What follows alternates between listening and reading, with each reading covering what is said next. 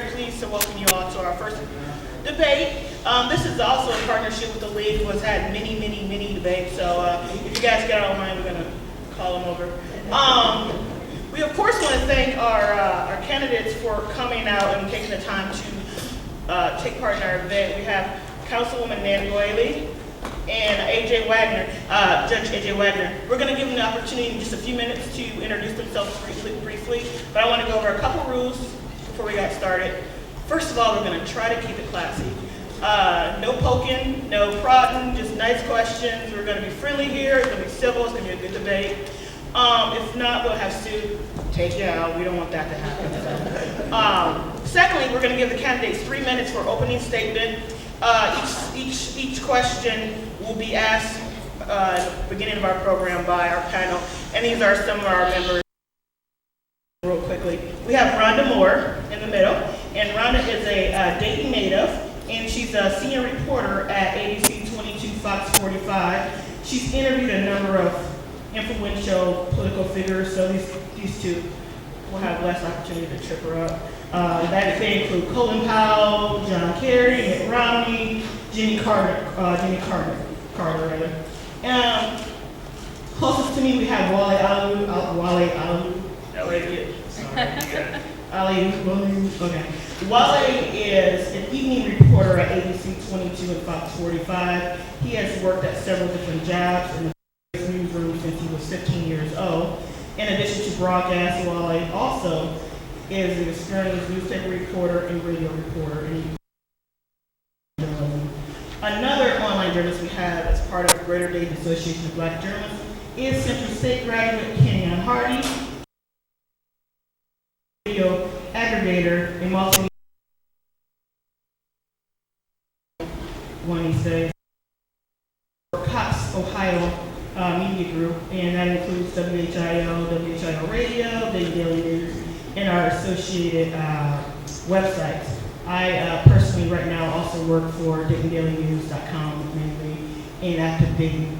So go ahead and check it out. But that's, you didn't hear me come to ramble on. What we're going to do first is decide who goes first with an old-fashioned American coin toss. It's very. We want heads or tails? Heads.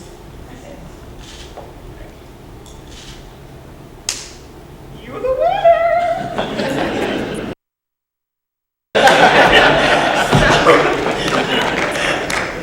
So in just a minute, I broke the microphone. It's bound to happen. Glad you believe. Before we get down, one other thing I want to mention is this will be mainly an opportunity for our journalists from the Greater Dayton Association of Black Journalists, which is an organization that believes in diversity in newsrooms. We have members in most of the newsrooms in the Miami Valley. So this will be their opportunity to first answer the questions, but there'll also be a chance for audience members to pose those questions. You can do it two ways. We have the old-fashioned and very proven, it's fine way of doing it. League of Women will hand out papers to anybody who has a question, and at the end I will read those questions if they're pertinent and not mean-spirited, blah, blah, blah, you know. But you can also use Twitter. And this thing on there called Twitter. So if you know how to use Twitter, and you go hashtag Dayton Mayor with your question, that's just another way to ask a question. If they're talking up here and you're like, what does that mean? Or question, just feel free to put that on Twitter and we'll get to those questions. Why don't we rise up and we're gonna salute our country.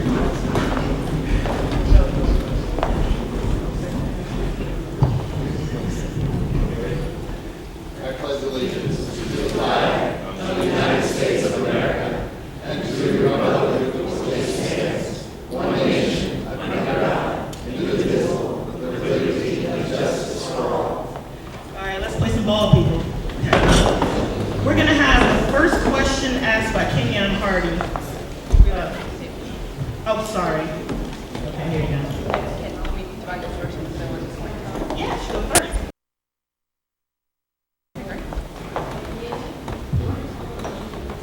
Oh, yes, I'm sorry. Signs. You got it? Okay, great. Thank you. This past March, we the anniversary of the Great Flood of 1913. Anyone who knows the history of Dayton knows what a lasting impression that event had on the city and the entire region. The aftermath of the Great Flood stands as a testament to the character of the people of Dayton, their capacity to rise to the occasion, to confront adversity head-on, and to rebuild their city in the face of incredible odds. 100 years later, the character of this city is summoned once again to respond not to a natural disaster, but to a long period of economic decline. Dayton finds itself at a crossroads. We can continue to manage our decline, or we can rise to the occasion. We can stand by and let events unfold, or we can redefine ourselves and take advantage of this opportunity. This town foot on the UD campus in the fall of 19.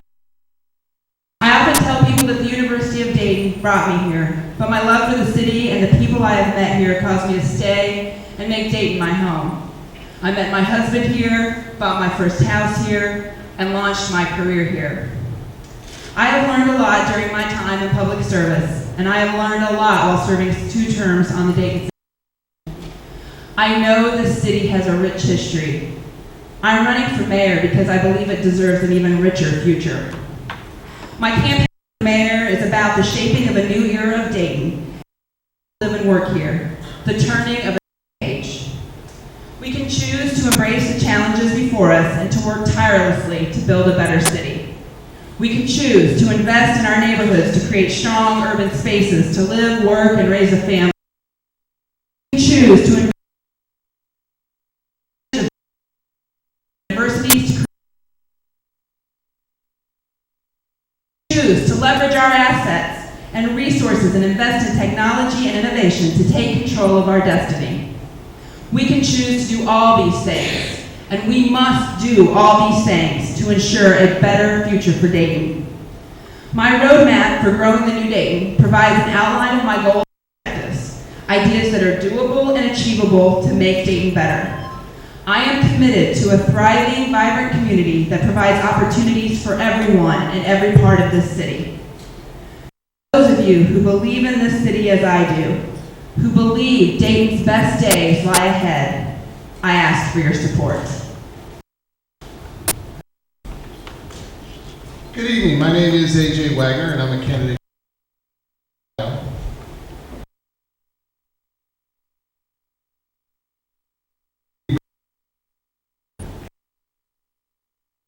You probably haven't been there, but you might have driven by on the turnpike at some point. My dad was a city councilman in that town. So whenever somebody asks me, why would you run for mayor, I have to reflect back on my dad and who he was and what he did. I was blessed to be one of 18 children. One dad, one mom, one at a time. It meant that we were raised without a lot of economic necessities.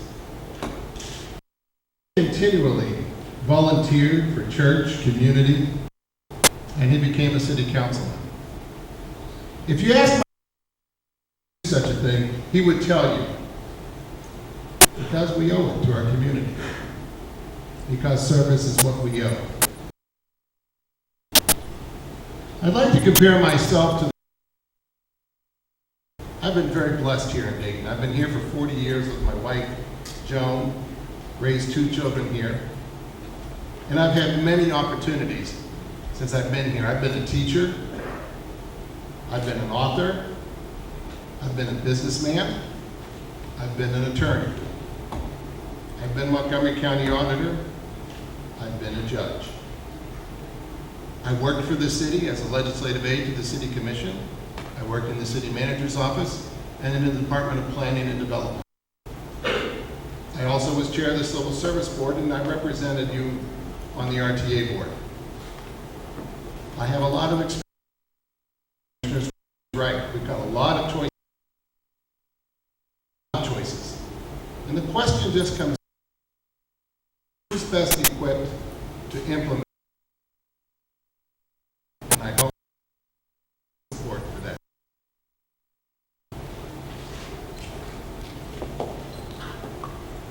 Okay, Kenyon Hardy. What would you do as mayor to bridge the race relations in Dayton, and specifically relationships with police and minorities? Thanks for the question. And Vivian, you'll give 30 seconds again, Yeah, man, 30 and seconds. then you'll give notice on 30 seconds. Okay. That's a great question. I think one of the works that we have done is, in community relationships is the Citizens Initiative to Reduce Gun Violence. Commissioner Williams has led that effort and has done a fantastic job, and we're seeing some really great outputs because of it. You see now in the community and places where unfortunate events have happened, and we're seeing people get involved and really relate to. They have to be continue to work on. Thank you. The city is currently under a consent order from the federal court. They have been sued by the by the Department of Justice for discrimination in their hiring of police and fire. That is a guy on the city. There is a way to resolve this whole thing, and that is to do away with the test. That's what gets us in trouble. That's why we have a police department that doesn't look like us. That's why we have a fire department that doesn't look like us. If we will change our civil service rules to do that, we will be able to hire, just like every other city. We continue to have this test that is so discriminatory, in fact, that the city was given 3 years to work it out, to create a test that wouldn't be discriminatory, and they had to extend the deadline because they haven't been able to do it yet. If we're going to end the discrimination that's in the fire department, that's in the police department, the easiest thing to do is end the test, begin by qualification, and make sure that we have a safety force that looks just like us. That will community relations in the city more than anything else that we could possibly do. We did, in the past, hire based on professional qualifications for the police department in November 2006. And in the fire department in January of 2004, in 2 classes, 1 class in 2002, Discriminatory Act. Because we do not have the diversity, we do not do a test.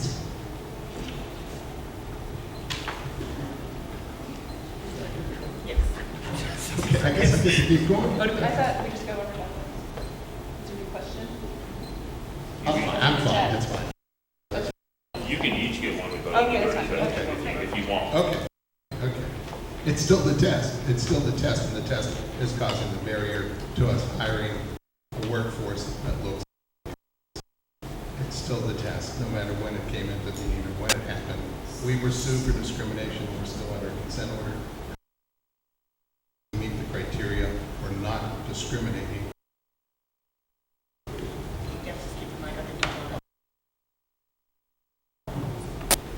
Since the mayor's job is more like a figurehead job, specifics, not in general, to better the city, and what exactly do you want to do? Okay, I think I go first this time? Yes. Okay, all right. You know, there are many things that we need to do, that's for sure. But what I hope to be able to do is, number one, create more jobs. We will not survive if we can't create more jobs. We've lost 9,000 jobs in the last 5 years. The last 3 years, we've gained no jobs. And unless we create jobs, we're going to continue to lose population, we're going to continue to lose this city, we're going to continue to have vacant houses, deteriorating neighborhoods. It all comes back to how many people we have to find a way to get more jobs. Down to 30. So jobs, education, we can do many things for education. Okay. Thank you. No, it's 60 seconds, I'm sorry. Oh, that was 90 seconds. That was, he was The asking. first question is 90, we total is 60? Yes. Okay. So, it's under 30 cents. another 30 cents, okay. The second thing we have to do is look at education and how we can improve education. And again, I have a plan for that and how we can do that. The third thing is, of course, safety in our streets and neighborhood, in our neighborhood, dealing with our neighborhood life. Things that we need to deal with, direct things straight up. As a candidate for mayor, I have a roadmap for New Dayton, and it's around 3 points. Having a job creation plan, open, vibrant neighborhoods, and being an open and vibrant community. It's about 11 pages. It's on my website. You can go to nanwhaley.com. Quick roadmap is there. It's been there since April. I'm really excited about the jobs plan. It's around creating jobs around the assets we have that are unique to Dayton, like our water, like our manufacturing force, and like Wright-Patterson Air Force Base. Specifically being a part-time job, I would treat being mayor as a full-time position like I have as city commissioner. And I think, too, that you're able to work well with the commissioners and build consensus. And so, in fact, when I put the plan together, I talked to the fellow commissioners to get their thing alone at the commission, and I recognize that. And so the key part is making sure that we can activate this plan that's been on the web since, sure that we can create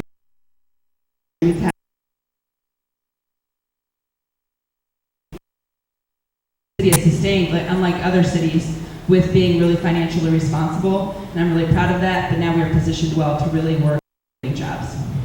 Can I ask a follow-up, just to give me one specific thing you would do to create jobs? You keep saying create jobs, but give me one thing you do to create jobs. Sure. For example, I talk about the water asset that we have, and really working to connect with businesses that do not have water, and being able to use that water that they, like microchip companies and breweries, and really going after those kind of jobs because they're both manufacturing and water related. That's one example. And I have 4 different steps that I would take in terms of jobs. Number one is we're creating jobs more efficient and make a better interface with our there's a recommendation from a company called Matrix that the city's had for 4 years. Had about 25 recommendations, and so far we've implemented about 4 or 5 of them. That plan needs to be implemented. Number 2 is I would make sure that we hire some folks in management that have business experience and customer service experience and can help train our forces to be customer friendly and have business experience. I would also take politics out of any decisions. We've had too many decisions made by political choice, not by what's best for our citizens. And that would have to happen as well. Okay, next question, Nan Willie first. Finances, let's say as mayor, you need to add to the budget any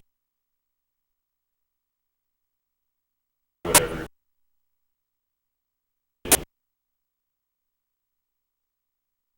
From the budget. Well, I hope we get the opportunity where we get to add to the budget, frankly. We've been waiting for some years for that to happen, but the state has continued to cut us, specifically on the government fund and estate tax. So that hasn't been a place where we've been able to really do that. We have been doing a lot of cuts that have been, and I think we've done it across, working together with our folks that work at the city, taking furlough days and pay cuts to make sure that we still provide the services that people deserve and expect in the city. And so I'm really proud of that. I think, we've increased the number of police officers this year, and we're excited about that. We've been able to do that. But I think there's a lot of work that still needs to be done in public works, making sure that our parks are cleaned up. And, we still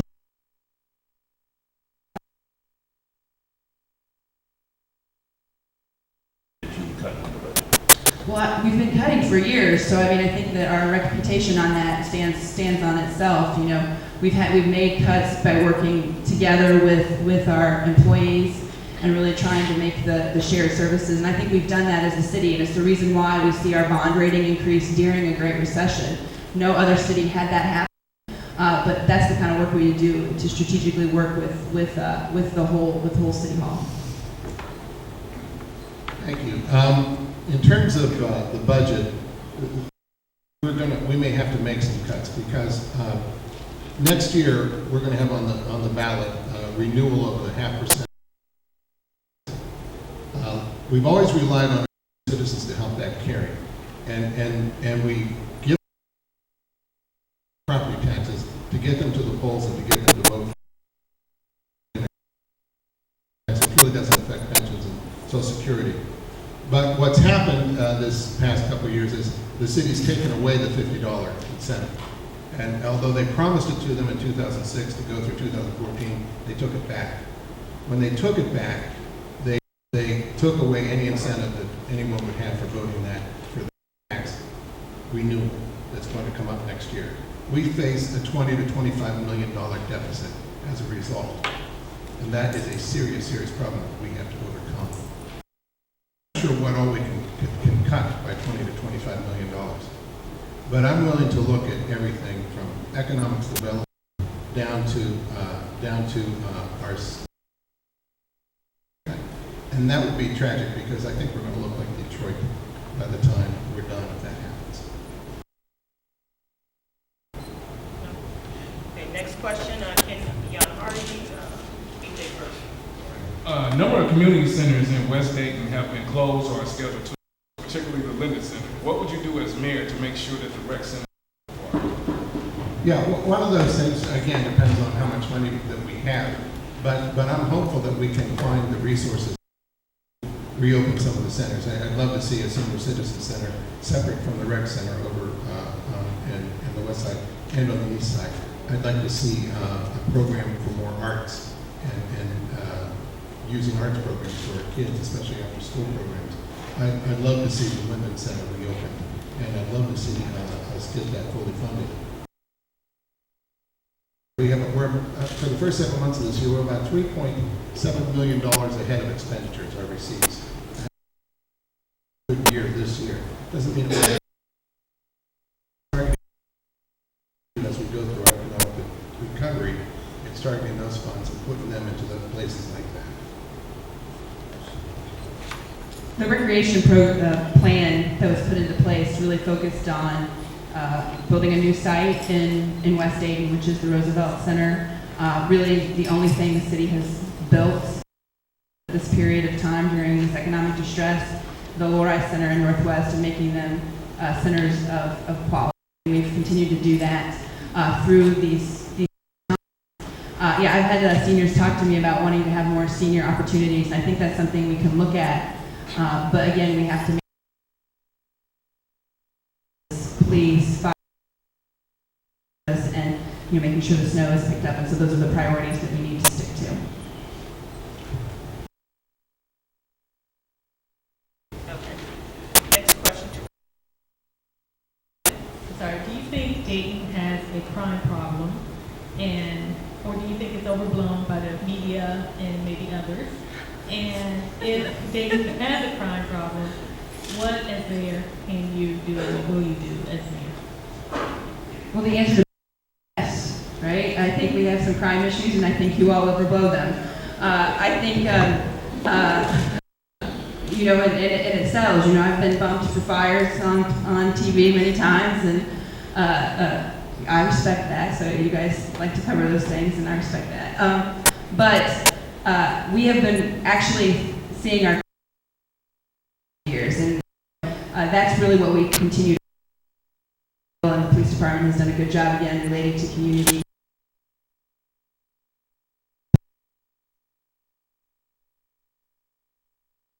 And making sure there are crimes that are committed against them is important. Specifically, I can give examples.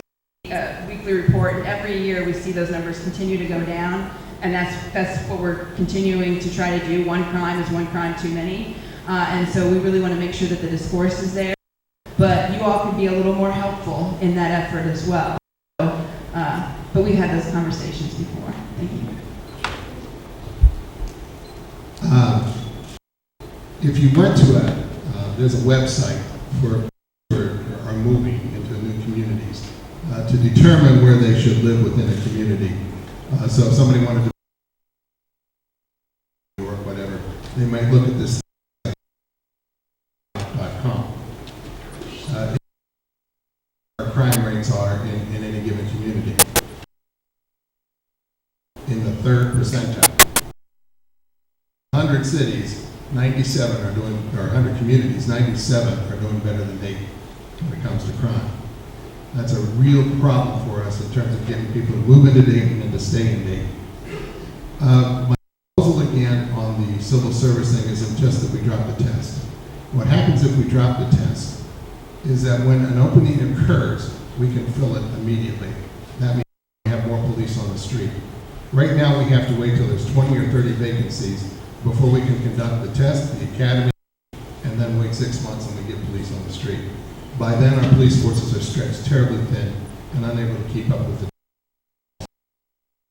To remedy that, as the openings occur, because we don't have the test in the way, folks, as a full complement most of the time, and that will help tremendously with our crime problem, along with some of the other things we're already doing. Would you like a rebuttal on that, or? No, I mean, I already mentioned that Judge Wagner's just off on this test issue because the reason why we got consent decreed by the federal government was we didn't have a test. And so therefore our diversity numbers were too low because of the regional area was not diverse. And the test, and we just got a report from Civil Service that showed that the latest test work we've done in the community on recruitment by folks from the Human Relations Council being out in the community, we've received good numbers. If we went back to not taking a test and not having a test, we would see go down again. The consent decree has been signed. We're out of that. The test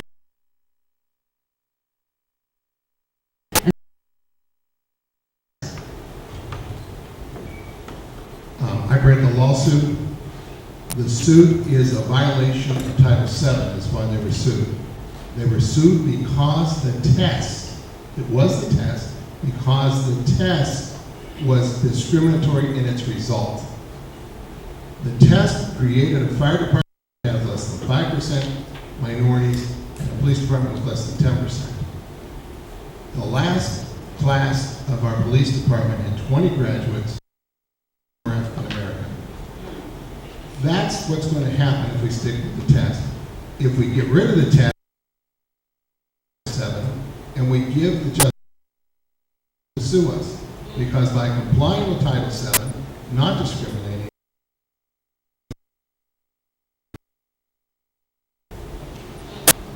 Okay, I want to be sure to flag down one of the League of Women Voter Volunteers. They have buttons on and they're standing up and walking around.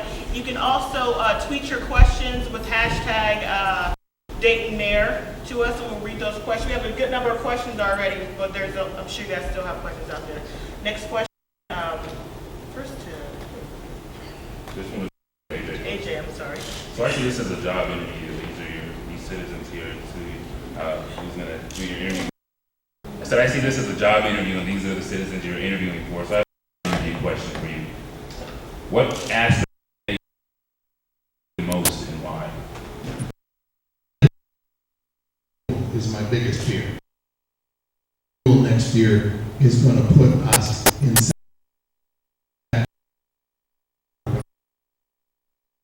That's 20 to 25. That's huge, and that's my biggest fear. I do that if we're aggressive, if we put the money back now, if we give the money back to the seniors now, while we've got a bit of a surplus, I think that we can regain their trust, win their trust, and then make a promise next year to get them to come to the polls. And not lose the seniors and those who were disabled in that promise. But we've also, since the last time that happened, we've lost a lot of employees who no longer live in the city because the residency rule. And so without the residency rule, we don't have their backing for that vote again. We're in a recession. Coming out, hopefully we'll continue to come out. That's another big fear, is if we continue or ourselves back in another recession. Problems. But that we won't be able to pass that renewal based on what we've done so far and based on the facts that are different now than they were in 2006, the last time we passed it. The judge brings this up a lot. I have to say the only people that have brought up the senior tax issue are the judge and people that work on his campaign. Even after he brought it up, we still have received no comments in the community. To give you an idea, in 2011, when this tax issue came up, the city manager put together a partition report. And the partition report talked about lots of $9 million cut that John Mike loves us.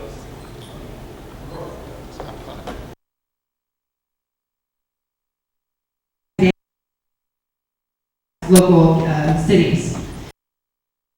Included the privatization of ambulance and hospital services, the street light special assessment, which would have been an increase that we heard loud and clear that people did not want.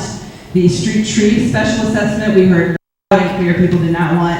And then the $50 senior tax credit. We brought that up, just about the other 39 issues, and this was the one that most people said, save our services, save our ambulance service, save our police and fire, save our public works, and we'll do this. We kept our promise to the citizens of Dayton by making sure that their services remain strong. Nobody knew about it. I mean, there was nobody that I knew of. I'm going out and talking to seniors, and they did not know that this. They get their from them. I'm not going to balance our budgets in the future on the backs of our seniors and disabled people. I will not do that. That is absolutely wrong. And we're going to let people know when they vote something in, they should at least be allowed to vote it out, not being done by somebody else. That's important. We must act honestly and complete our promises. Since we've taken that money away from the seniors, we've continued to do a number of projects that are good projects that should, in balance, not take precedence over our seniors and disabled folks. We built bike paths. We put millions of dollars, $1 million recently into student housing. We put hundreds of thousands of dollars into luxury condominiums. Things we're doing that must take a back seat to putting more burdens on our seniors and on those who are disabled. And it's wrong to have done otherwise. Leadership is tough work, and governing is tough work too, especially when it's passed down from the state with the $9 million cut. And we didn't revel in these conversations and didn't revel to make these tough choices. But when the choice is streetlight assessments, tree assessments that would increase a large amount versus a $50 year tax, 39 other issues that we got. Received no feedback until the campaign began for mayor. I think that's very telling. The next question, Kenya Martin. CAA has announced that the first four could possibly lead the city after 2014. Since its inception, the first four has been a big economical boost to the city. What would you do as mayor to make sure that we can keep the first four? Thanks for the question. I've been really active in the NCAA First Four Committee, which is a regional effort to try to make sure that we use the first four not only when it comes here, but to make sure that we get the economic boom that we need from it. It's hard to predict the NCAA because a lot of times they're in discussions. They had complete overturn of their leadership last year, and now they're discussing what they're even going to do with the tournament.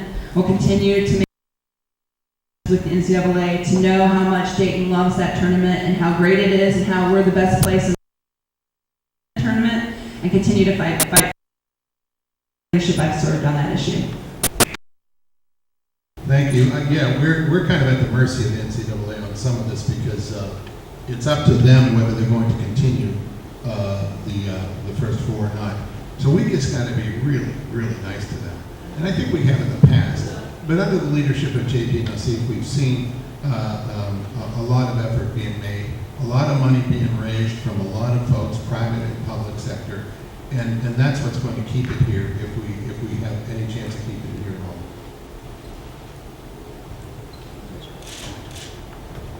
should the traffic light cameras in Dayton, should they stay, be removed, modified, or whatever? If you think that they should stay, what are you going to do as far as like trying to make sure that lawmakers keep them? At a minimum, they should be constitutional. I find it to be unconstitutional.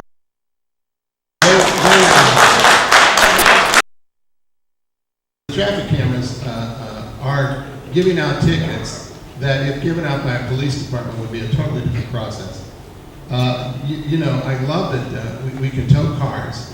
Under a contract with the city, we're not supposed to make any money, but we're making a ton of money.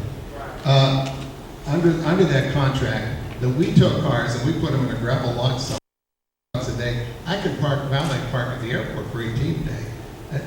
Why do we do that to our citizens? Why do we do that to our people?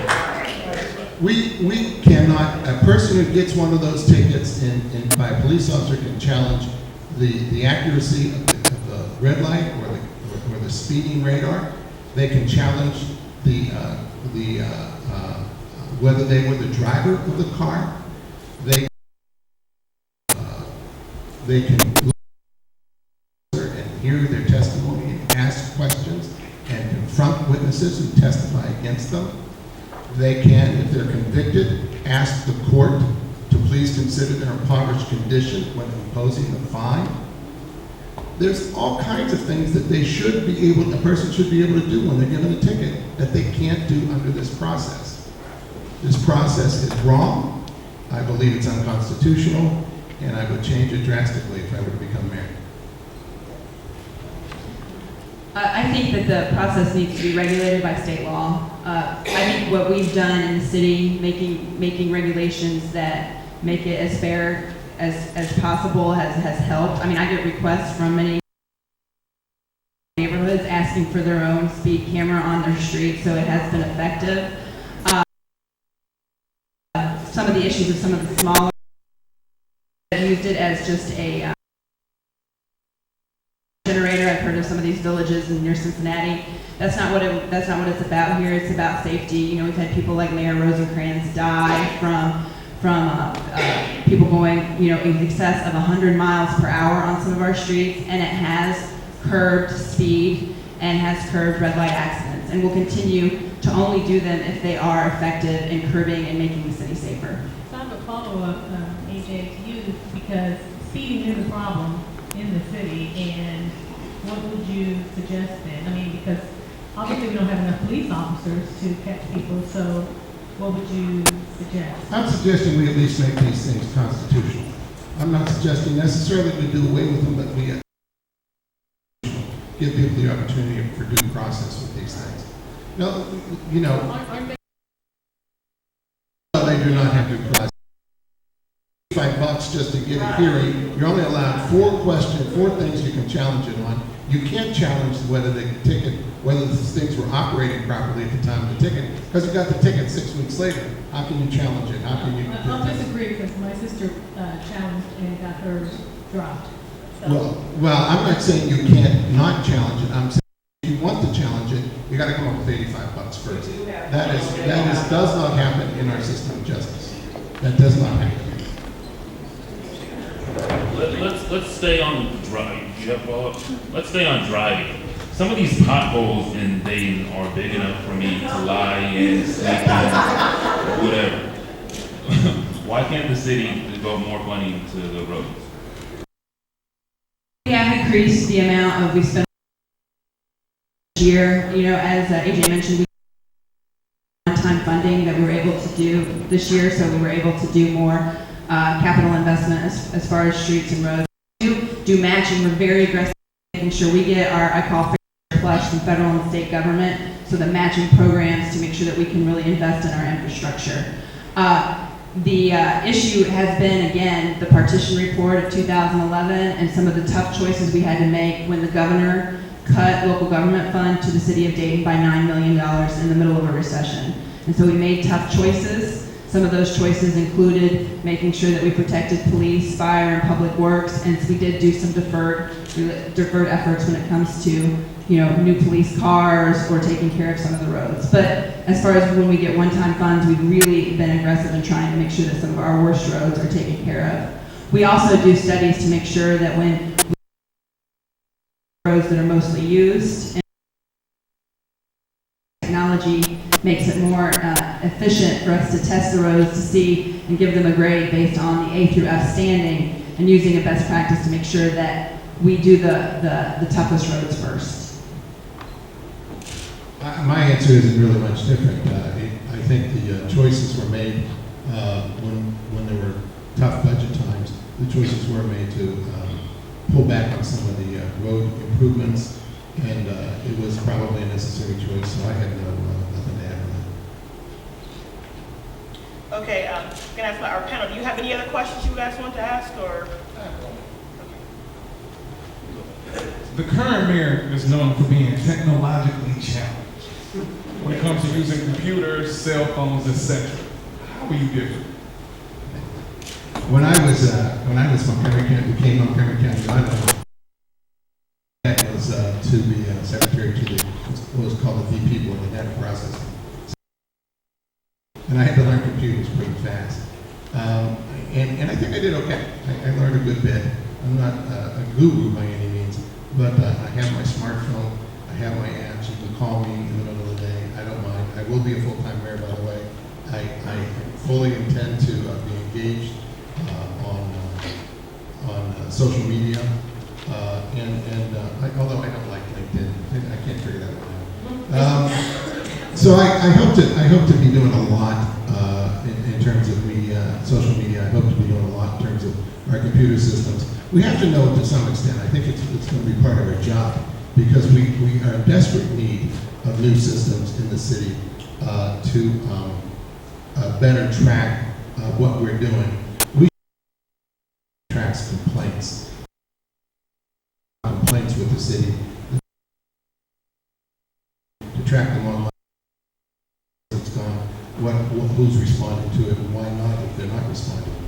We should have the ability, when we're interfacing with businesses, to have a lot more online direct services that help them navigate through our processes. We should have systems that talk to each other and that work in a way that we have layers that show what's going on at this house with police, with fire, with housing inspection, with zoning, so that if somebody pulls up an address, we've got it all at one time. I like technology. I use it a lot, from Twitter handle, Nan Whaley, or Facebook.com/Nan Whaley. So we try to use that a lot to communicate with folks, and I do carry a cell phone as well, and use a cell phone, and would continue to do that. I even have a landline too that's in the yellow and the white pages. So there's an issue that they want to talk to me that's not at City Hall, and then also the City Hall number. So I try to be as open to folks in many places. It's a challenge, though, I have to be honest, because when people Facebook message you about a certain issue that they're having in the city, and then making sure you get it to the right person, that might take me a few days, but I've been trying to be as aggressive as possible using all the communication tools we have. We do use, the police department has come a long way too, and we're one of the few cities that are very honest about where crime happens in our community, and you can go to our website and see that. And other jurisdictions, maybe media you can challenge other jurisdictions to take this on, to show the full picture like we do at the city. And we also use a thing called C-Click Fix, where people actually run by the city, they put their tree is down, and we actually do. So use really have to invest in, but that are already there, I think is good for the city. And then finally, we do need to invest in our fiber, and we're beginning to do that now. I would absolutely like to also have an app that allows the filing of the complaints for people who are otherwise computer savvy. We have to remember, though, that a third of our city is senior citizens, a third of our city are living in poverty. Obviously, we have to have other systems besides the computer systems that work. Absolutely. Thank you. The day that you're sworn in, what will be your number one priority, the first thing that you're going to do, and not just one.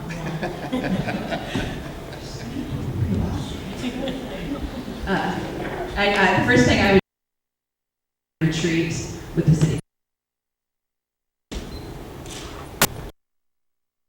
do is say who's in charge of the campaign for renewing that levy and how do we get it going.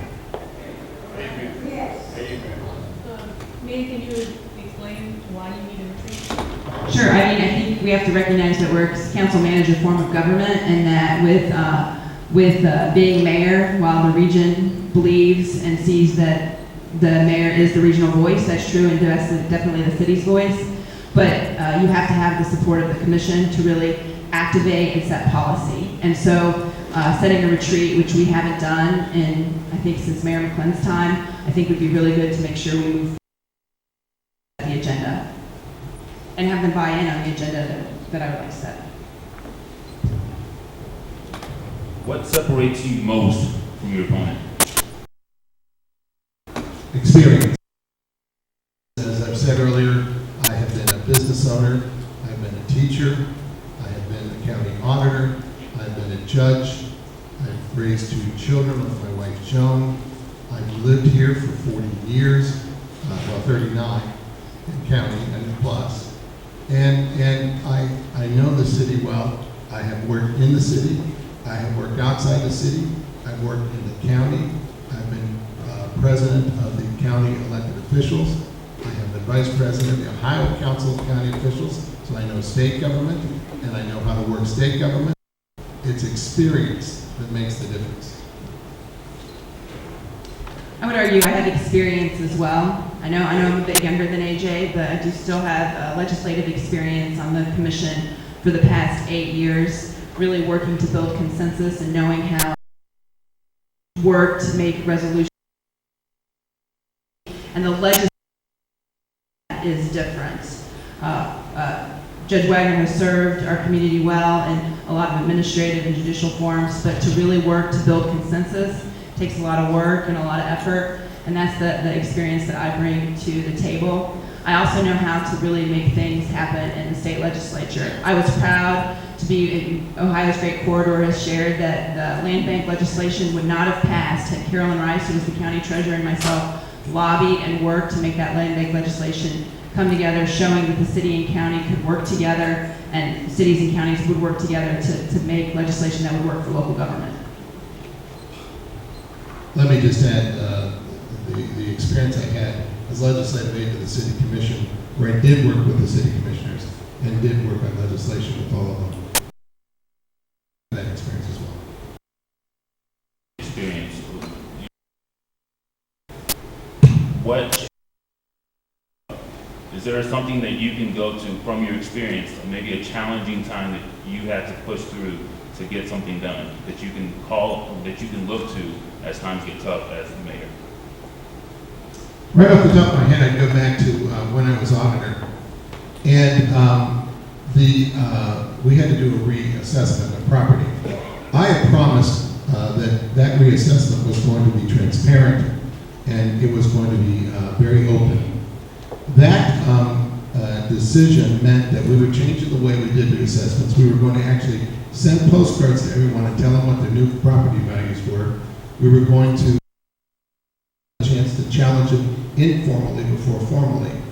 And that meant that I was going to probably lose the election for county commissioner, which I was running. Our friends met with me and drop it because you're not going to get elected if you pursue this.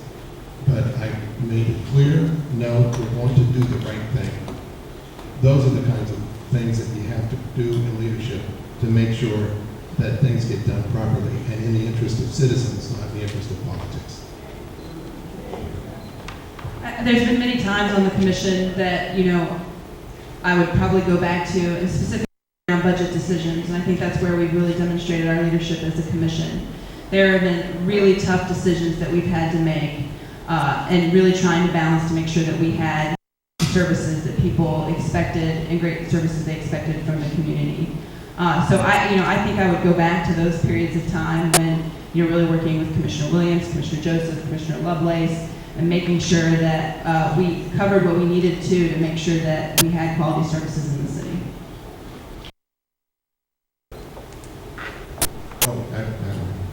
Okay. Go ahead and move to the audience questions.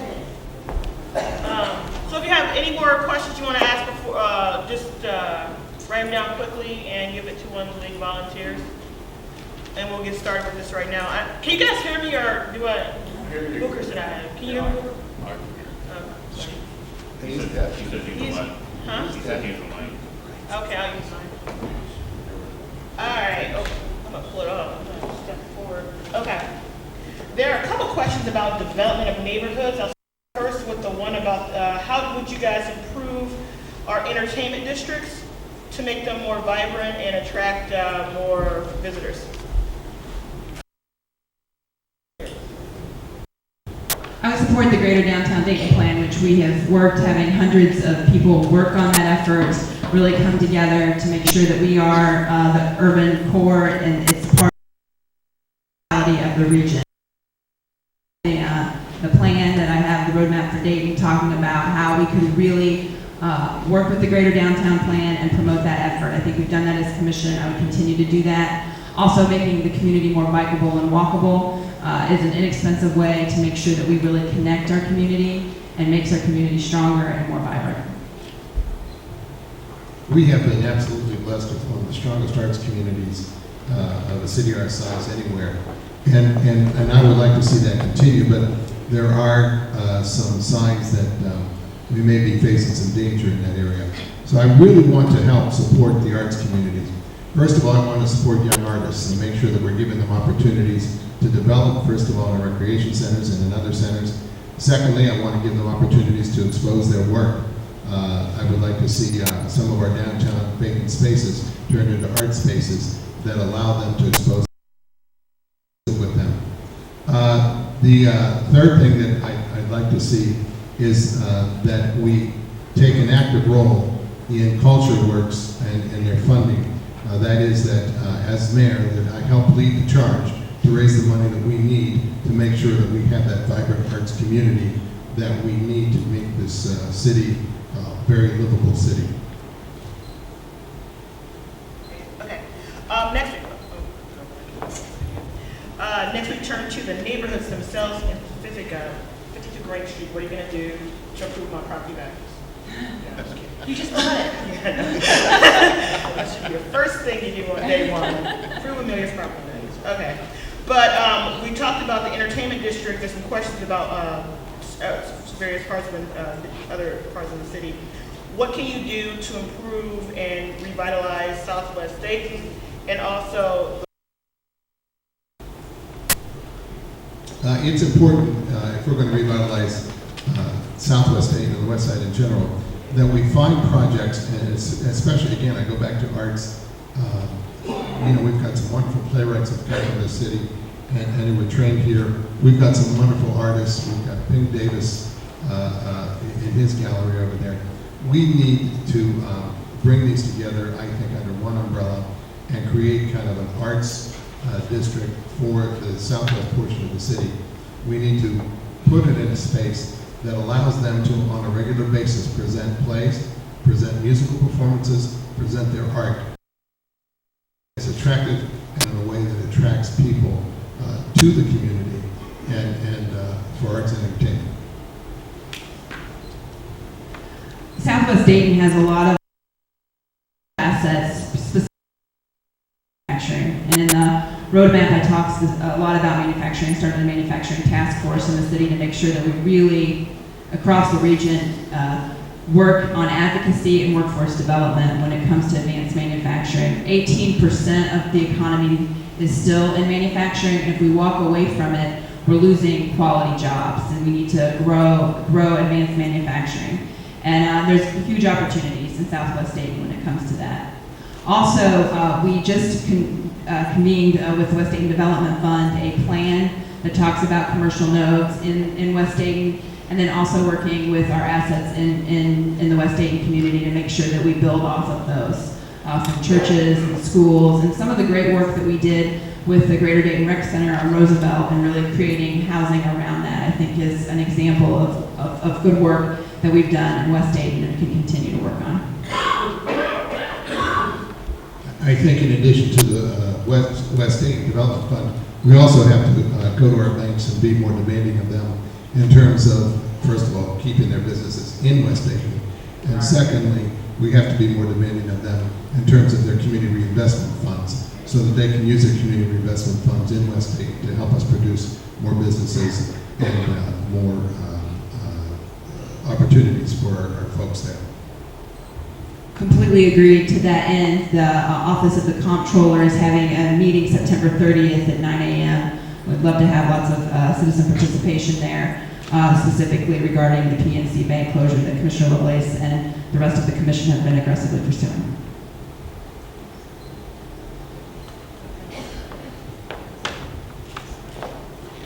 Just a follow-up, audience member.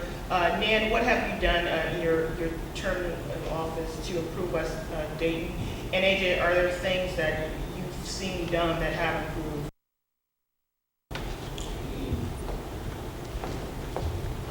Again, I would point to the Greater Dayton Rec Center as one example of West Dayton development that we haven't built anything in the city in my time except for the rec center. So when we had the monies to do something, we did it right there on West 3rd Street, and so I'm proud of that leadership and that work. I've also done a lot of work to make sure that we take down commercial properties and fight for our brownfield dollars coming from the state to prepare those properties for new jobs. And I think that that's really important, again, not only for West Dayton, but for the entire city. 35 running through West Dayton has huge opportunities for us to build and create jobs. And so by using and preparing those sites, we have great opportunities to create jobs. I think that we need by getting businesses to come here. We're not getting that. That's not getting done. We've got sites, we've got the ability, but the businesses just aren't coming to Dayton. The businesses are leaving Dayton, and that's a huge, huge problem that we have because employment is down and continues to go down. So we have to get aggressive with not just developing sites. You can't build it and say they will come, but we have to build it and market it. We have to improve and beef up our marketing programs so that we can market West Dayton to other communities. I would also say that I think one of the nicer things that's happened in West Dayton is the Wright Dunbar area, which is really, I love the way it looks and the way it feels, and thanks to Bootsy Neal for her efforts there.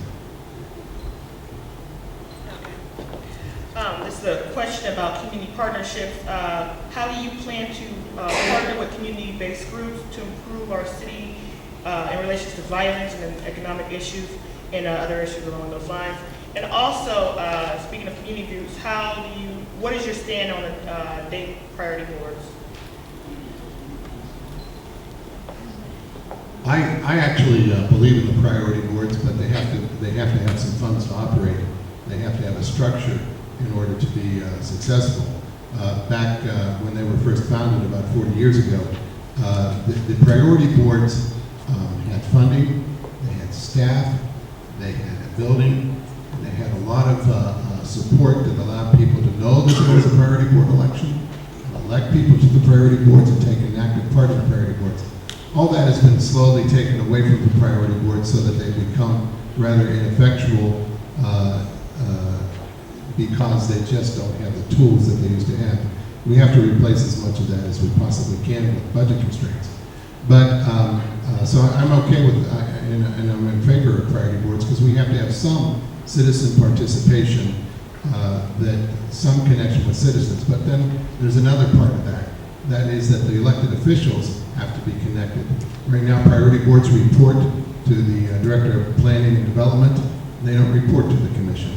And the Commission has no obligation to go to the priority boards. The Commission has no obligation to have that contact. I hope to have weekly meetings with neighborhood leaders so that we can constantly be in communication with each other and that everybody has the opportunity not just to report through a priority board, but they have an opportunity to report directly to the mayor as to what's going on in their neighborhoods and what they need, what tools they need to help them do their jobs better.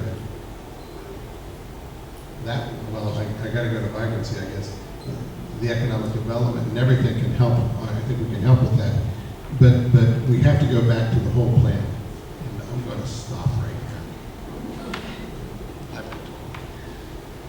When the priority boards came into being in 1972, it was a period when we had a lot of federal funding, and they were basically funded through the federal government, and that money has gone away. We've also have a completely different city in size of population, and what I've noticed is that the people doing lots of work are in the neighborhoods, and we need to give neighborhoods some more support. The priority boards are fine, but the neighborhoods are having large meetings with large efforts, making large changes, and so we need to support that as a community and as a city. I think when we talk about trying to do more in the city and really empowering groups and empowering neighborhoods and empowering community groups, I think that allows for we need a more organization to do that instead of it being a bureaucracy of neighborhood involvement, and really making sure that it's flatter and that we can reach, city can reach the people that are doing work faster, quicker. Technology allows for that. There's a lot of things that have changed, but there are huge opportunities for us to use our city staff and our resources more effectively. Vehicle. We have got to do much more in terms of participation if we're going to have a real dialogue and a real meaningful relationship with our community leaders. Agreed, and that has changed in the latest reiteration. We're still having conversations with neighborhoods about this. The conversation is much more direct activity between the city and its neighborhoods. Do you guys have specific ideas for strategies for working with community groups, like the independent community groups who are doing different things? Sure. I mean, I think if we have a flatter organization and it's less bureaucratic, there'll be more opportunities for us to be able to engage with who's doing work. And that's really what I think the citizen participation model should be. And so when we have community groups that are doing things, it'll be easier for us to enter in them instead of having a... So I think that with the new citizen participation model, we'll have those opportunities. It is my intention to have something akin to an Optimist Club, Rotary Club, but it will be the Neighborhood Leaders Club, if you will. And I will have weekly meetings with neighborhood leaders, and I myself will attend and be a part of. It's that weekly communication, that weekly talking, that weekly getting together, I think, which can really improve our relationship with the neighborhoods and improve their relationships with one another, which is also important.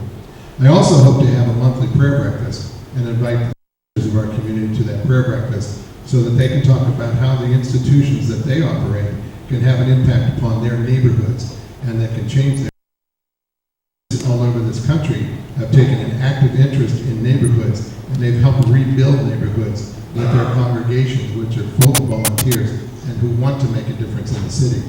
And I want to activate, make sure that in those areas where institution that we are developing neighborhoods with their support and cooperation.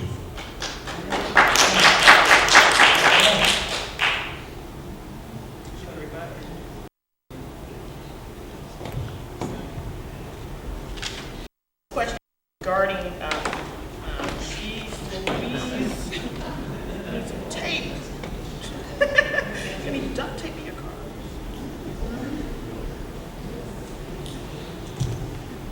This has to do with the vacant property problem Dayton has. It was directed towards me, but I'll open it up for both of you. What do you think has been done successfully to address this problem? What would you like to see done to address the problem of vacant properties and foreclosed properties? Okay. The city's already doing as much as they've got money for, I know, in terms of tearing down vacant properties. And they've put a great deal of grant. They're currently tearing down houses at a fairly good rate, but it's not keeping up with the demand. We are more and more vacant properties happening at a greater clip than we're getting them torn down. Even if you kept the property at property level at the level it is right now, it would take about 30 years to get the job done. So we have to be more aggressive in other areas. We have to be aggressive, number one, finding ways to rehabilitate property, to find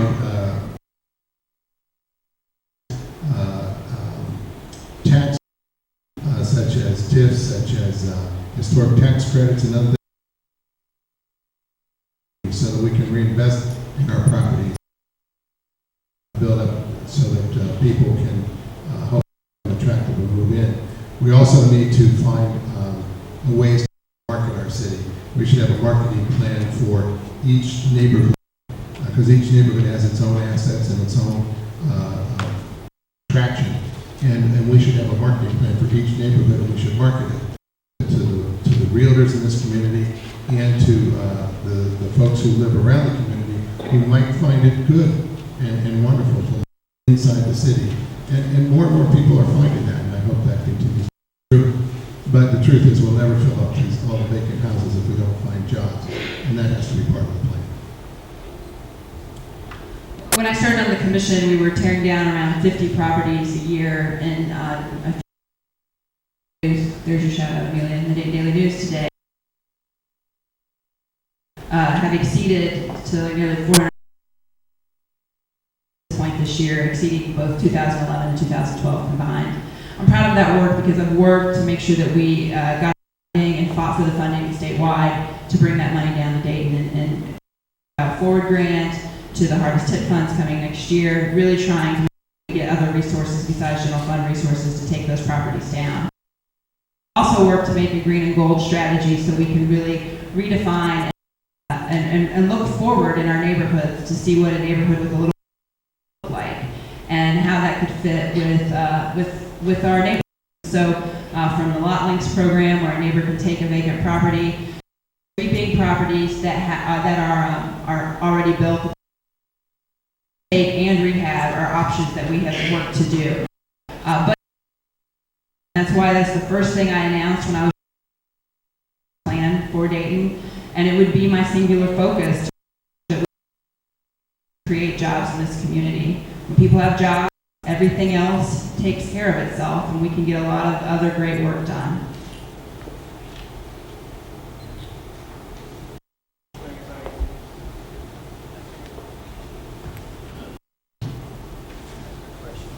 Okay,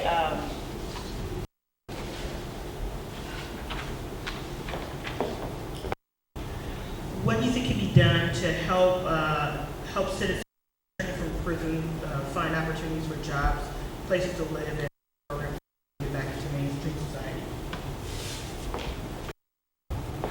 One of the things that we did this past few years worked with vacant and abandoned property was we worked with deconstructing homes, and we received a Department of Labor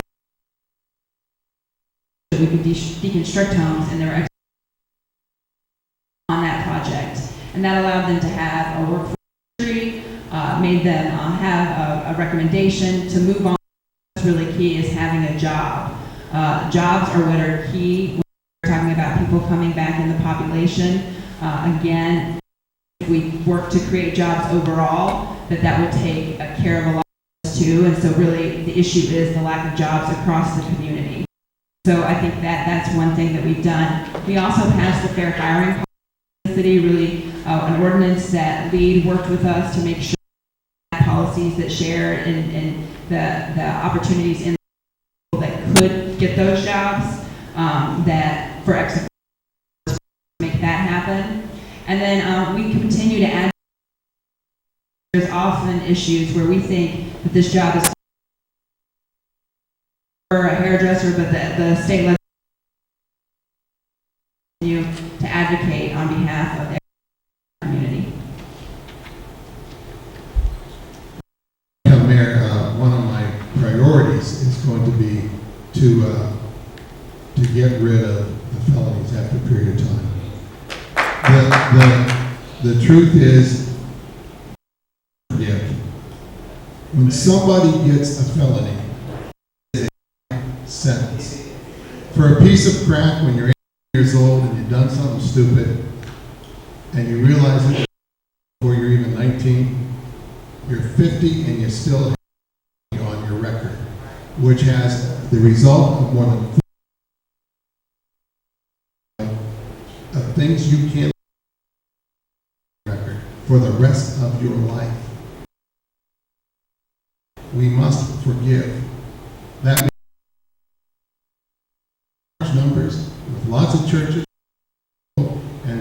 forgive us our trespasses. We have got to state that after a period of time, if someone lived a good life, that felony goes away.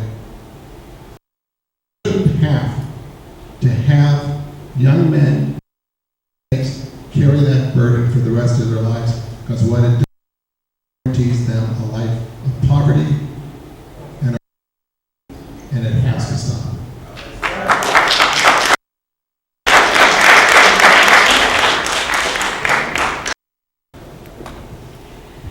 This is one of our online questions. Temporary is replaced during your term. What qualifications are you looking for as city manager and also in government? Well, by charter, the city manager runs the place.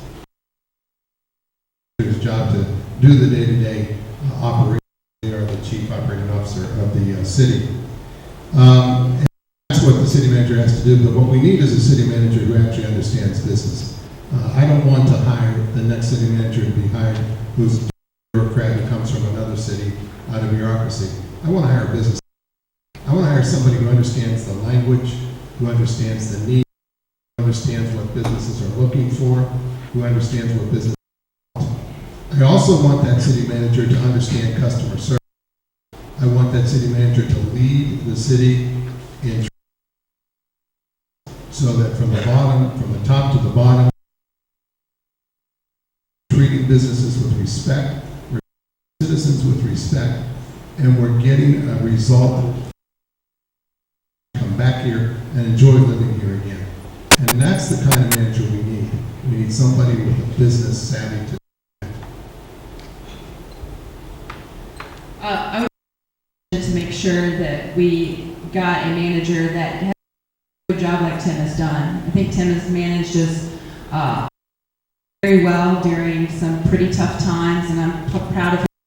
I'm proud of the work he's done, from everything from managing some of the policy priorities to the Welcome Dayton initiative and to really making sure that we run a well-done government, and that's the job of the city. So I'm looking for someone who can listen, can understand that that's the budget, and they execute policy and budget. But it's the commission that really decides what those policies are.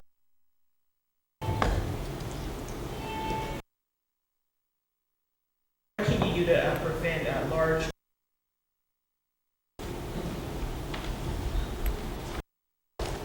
I think a lot of it has to do with the relationship the mayor has with large employers, and so, and I talk about it in the plan, making sure that we have relationships with those large employers.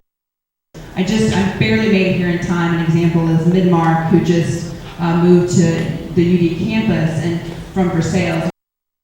Because when they announced, I went up to Versailles, made sure I met the CEO, made an effort of getting to know. She was new to the Dayton area and the city of Dayton area. I mean, obviously, up north in Dark County, but making sure that they felt welcome and they to the commission and the mayor's office. I think small businesses, because I think that is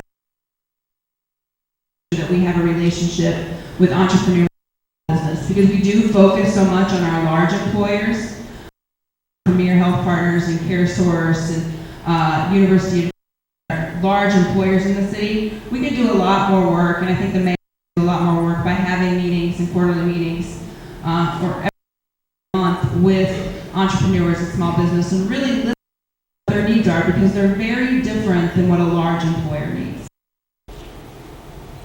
Very true. Relationships are everything in terms of businesses. I said my fear was the tax renewal. I think my real fear is I might have to learn to play golf. So, but we have to develop relationships. Last week I had a 14 Years Club, a meeting with a group regularly every week, and a meeting at the Engineers Club of entrepreneurs who are trying to develop things in this country, this county. And I would continue to meet with those folks. They were an impressive group, very bright, and they have specific problems, Commissioner Whaley said, that are different and unique.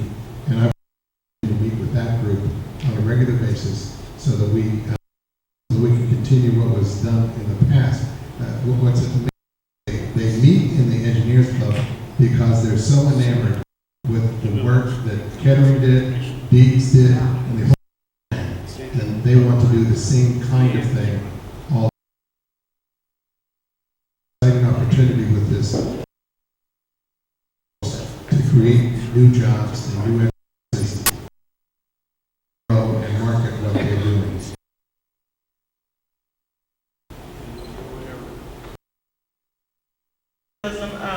What are your thoughts on a regional?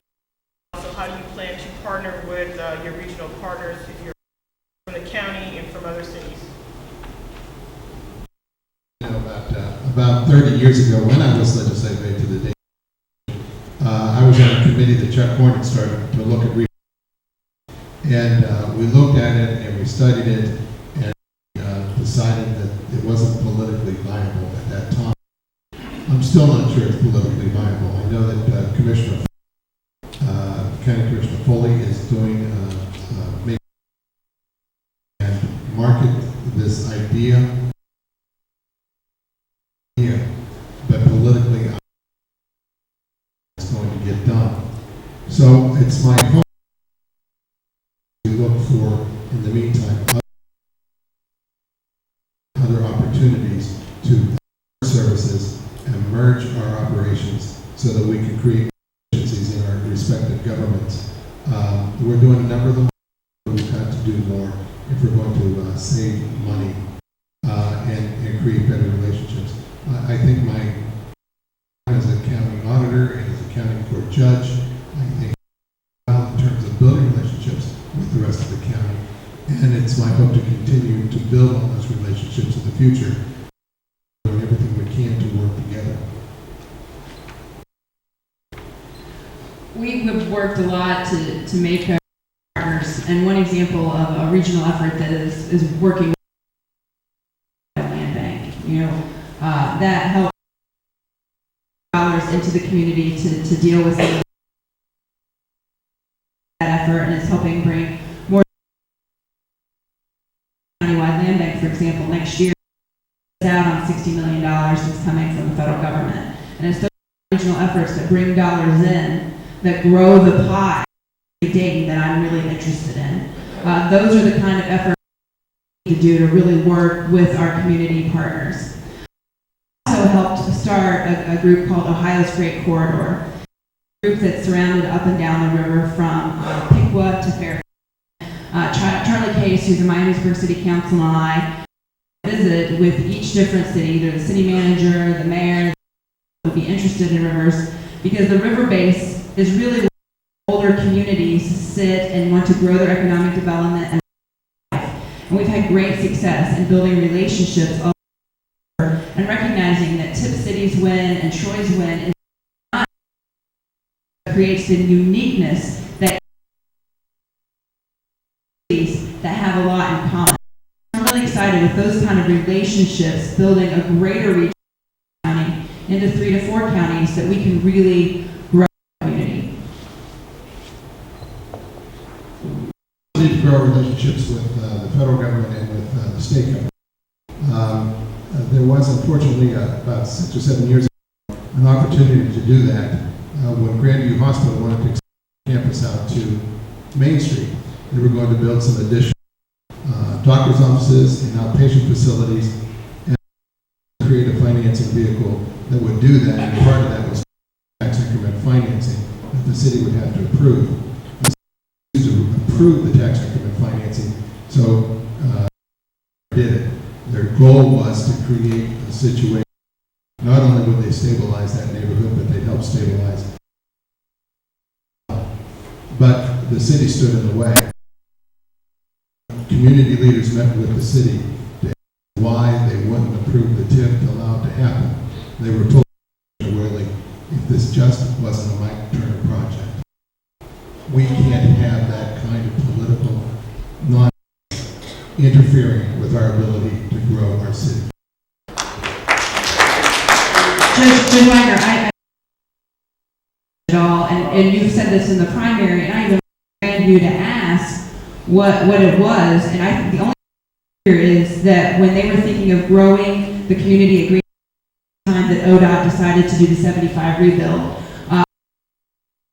I was proud to be part of the ribbon cut in my neighborhood. Yeah. So I don't know unless the changes from ODOT when we had to do the 75 interchange happened. Said that. Mr. Dan Barton, who stands by his words as recently as last week when he spoke publicly at fundraisers. Okay, so it's a campaign contributor. Okay, well, I have a great relationship with Grandview, and the mission is very proud of its relationship with all of the hospitals. Just because he's a contributor. Yeah, you can't keep bringing Well, come on, seriously. Things to do this evening. It's a lot of fun, sorry. Okay, we have coming up on the 8 o'clock hour. Sorry if I did not ask you. So we're going to give the candidate closing remarks. Please, 2 minutes each, and no rebuttals. We'll start by first, but I don't know about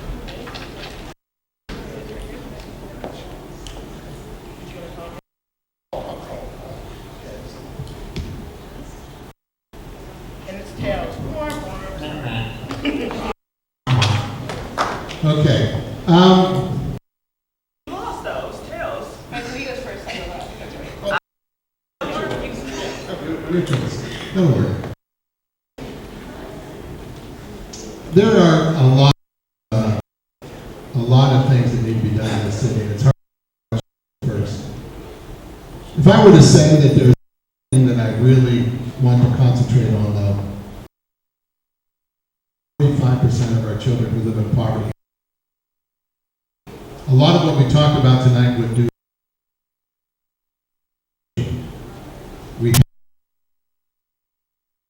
We have to find ways.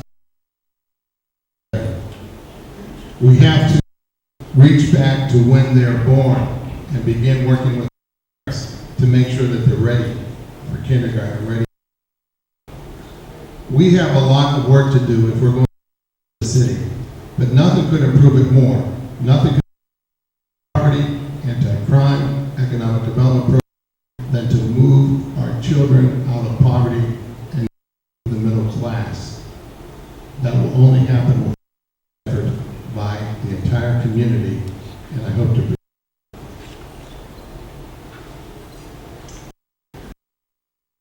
thank the organizers of the event. It takes a lot of effort to have thoughtful discourse like this, especially to the League of Women Voters for doing the time. Specifically, Amelia September seems so far away, and here we are. I have spent a good part of this past year meeting and talking with individuals about the future of the direction of the city. I've met with community and business leaders, small business owners, and leaders, neighborhood activists and clergy, elected officials and citizens from all walks of life. As we discussed a few, we talked about the importance of leadership, and we talked about the mayor of Dayton should play. One of the people I spoke with was former Dayton City Commissioner Mark Henry, who told me the mayor of Dayton should matter. That statement seems pretty simple, but it's really quite meaningful. The mayor of Dayton should matter. The mayor of Dayton does matter. Stable neighborhoods with affordable housing count on the delivery of quality city services. When a growing, thriving community creates opportunities to succeed through hard work. It matters to the residents of this entire region that benefit from the presence of a robust urban core and leaderships that focus on our core as a region. It matters to me, who came to this city to attend the University of and chose to stay here to make Dayton my home. Young, professional woman, it matters to me that Dayton be a healthy, vibrant community that provides opportunities for everyone in all parts of the city. Because it matters and believing in what Dayton can be, I hope I earn your support to be the next mayor of Dayton. Thank you. Now that's right.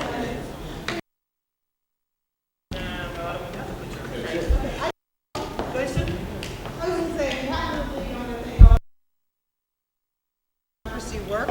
You're here. And I also want to say, we really need to appreciate the people that run for public office. Politicians get a really rough time of it. They give up their time, their money to serve the community. So I think both candidates deserve a large round of applause.